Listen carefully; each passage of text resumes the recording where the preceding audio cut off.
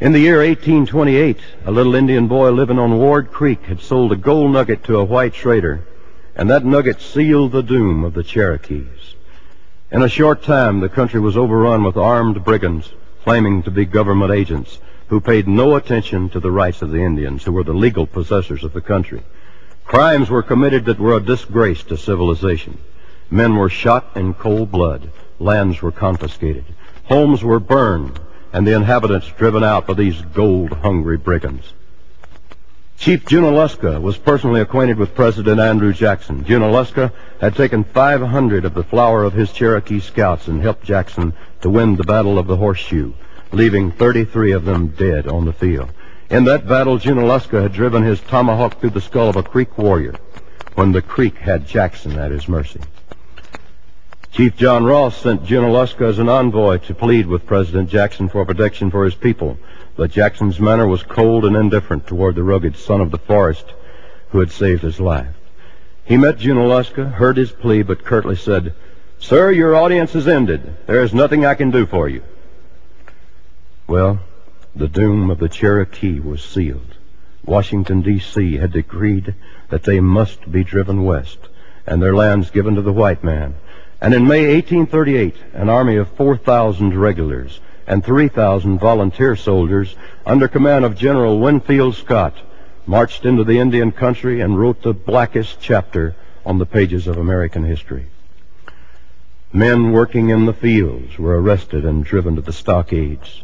Women were dragged from their homes by soldiers whose language they could not even understand. Children were often separated from their parents and driven into the stockades with the sky for a blanket and the earth for a pillow.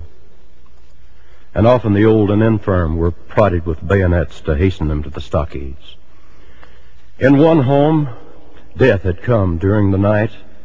A little sad-faced child had died and was lying on a bearskin couch, and some women were preparing a little body for burial. All were arrested and driven out, leaving the child in the cabin. And I don't know who buried the body. In another home was a frail mother, apparently a widow, and 3 small children, just one baby. When told that she must go, the mother gathered the children at her feet, prayed an humble prayer in her native tongue, patted the old family dog on the head, told the faithful creature goodbye. With a baby strapped on her back and leading a child with each hand, she started on her exile. But the task was too great for this frail mother. A stroke of heart failure relieved her sufferings. She sunk and died with her baby on her back and her other 2 children clinging to her hands. Chief Junaluska, who had saved President Jackson's life at the Battle of Horseshoe, witnessed that scene. The tears gushing down his cheeks and lifting his cap, he turned his face toward the heavens and said, "Oh, my God, if I had known at the Battle of the Horseshoe that what I know now, American history would have been written differently." At this time in 1890, we were too near the removal of the Cherokees for our young people to fully understand the enormity of the crime that was committed against a helpless race. Truth is, the facts are being concealed from the young people of today. School children of today do not know that we're living on lands that were taken from a helpless race at the bayonet point to satisfy the white man's greed for gold. Future generations will read and condemn the act, and I do hope posterity will remember that private soldiers like myself and like the 4 Cherokees who were forced by General Scott to shoot an Indian chief and his children had to execute the orders of their superiors. We had no choice in the matter. 25 years after the removal, it was my privilege to meet a large company of the Cherokees in uniform of the Confederate Army under command of Colonel Thomas. They were encamped at Zollicoffer, and I went to see them. Most of them were just boys at the time of the removal, but they instantly recognized me as a soldier that was good to us. Being able to talk to them in their native language, I had an enjoyable day with them. From them I learned that Chief John Ross was still ruler of the nation in 1863. And I wonder if Chief Ross is still living today in 1890. He was a noble-hearted fellow, and he suffered a lot for his race. At one time, he was arrested and thrown into a dirty jail in an effort to break his spirit, but he remained true to his people and led them in prayer when they started on their exile. And his Christian wife sacrificed her life for a little girl who had pneumonia. The Anglo-Saxon race would build a towering monument to perpetuate her noble act in giving her only blanket for comfort of a sick child.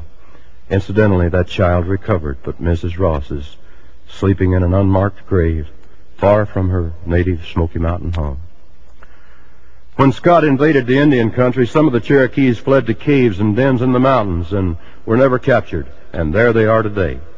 I have long intended going there and trying to find them, but I've put off going from year to year, and now I guess I'm a little too feeble to ride that far. The fleeting years have come and gone, and old age has overtaken me. I can truthfully say that neither my rifle nor my knife are stained with Cherokee blood. I can truthfully say that I did my best for them when they certainly did need a friend. 25 years after the removal, I still lived in their memory as a soldier who was good to us.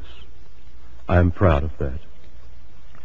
However, murder is murder, whether committed by the villain skulking in the dark or by uniformed men stepping on the strains of martial music. Murder is murder, and somebody must answer. Somebody must explain the streams of blood that flowed in the Indian country in the summer of 1838. Somebody must explain the 4,000 silent graves that marked the trail of the Cherokees to their exile. I wish I could forget it all, but the picture of 645 wagons lumbering over the frozen ground with their cargo of suffering humanity still lingers in my memory today, and it always will. Let the historian of a future day tell the sad story with its sighs, its tears, and be sure that he puts in the dying groans. Then let the great judge of all the earth weigh their actions and reward us according to our work. Children, thus ends my promised birthday story. This is December the 11th, 1890.